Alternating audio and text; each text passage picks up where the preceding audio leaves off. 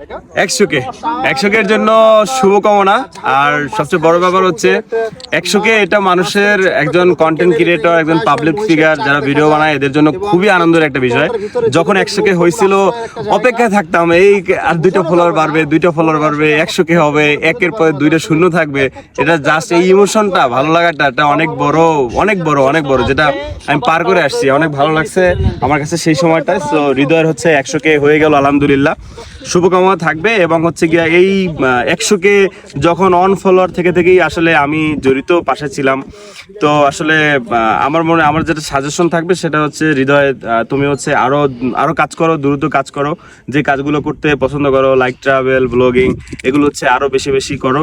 তাতে করে হবে হচ্ছে গিয়া 100K আরো অনেক আগে হয়ে যাওয়ার কথা, কিন্তু অনেক দেরিতে হয়েছে। এটা আরো কাজের গতিটা বাড়াই দিতে হবে। শুভকামনা থাকবে, বেস্ট অফ লাক 100K জন্য।